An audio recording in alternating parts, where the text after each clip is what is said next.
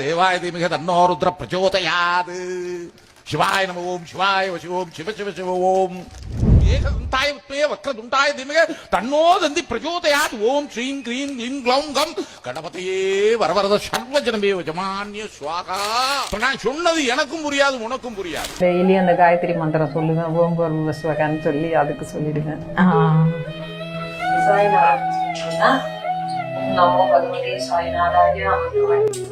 சகல லோக பூஜிதாய சர்வதோஷ நிவாரணாய ஷீரடி வாசாய சாய்நாதாய நமக.